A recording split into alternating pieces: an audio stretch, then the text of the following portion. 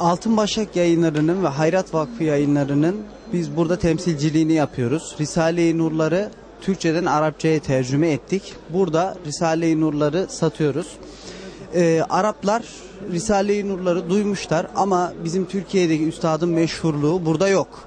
Biz de gerek burada her gelenlerle ayrı ayrı ilgilenerek onlara üstadı tanıtıyoruz, üstadı anlatıyoruz.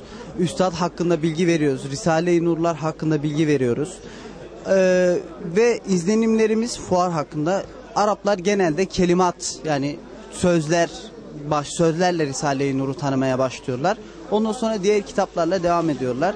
Şu ana kadar Risale-i Nur'un birkaç tercümesi oldu. Biz son olarak bir tercüme daha yaptık Risale-i Nur'dan.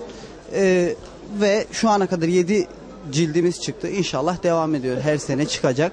Ve Hayrat Vakfı'nın basmış olduğu Tevafuklu Kur'an-ı Kerim'in eserden onayını aldık. Eserden tasrihini aldık ve onu da burada bastık.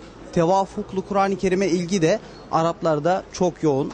Yani anlatıyoruz, gösteriyoruz. Onlar da çok beğeniyorlar, çok kabul ediyorlar. Elhamdülillahi Rabbil Alemin. El-Kutub el-İslamiyye hiye unvan lil-İslam. يعني نحن نتعرف على الإسلام ونتعرف على الثقافات من خلال هذه المكتبات ومن خلال هذه الكتب. وعندنا ميزة في الإسلام أن القرآن الكريم أول ما نزل بالأمر بالقراءة.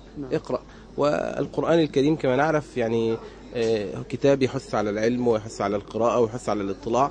ولذلك في هذا معرض الدولي للكتاب نتكلم عن أهمية العلم وأهمية القراءة. فإن أول آية نزلت في القرآن الكريم قول الله عز وجل اقرأ باسم ربك الذي خلق لتحثنا على القراءة وعلى طلب العلم وعلى التعلم. فبالعلم يعرف الإنسان الحق من الباطل ويعرف طريق الحق من طريق الضلال ويعرف النور من الظلام. فإذا قرأ الإنسان وتعلم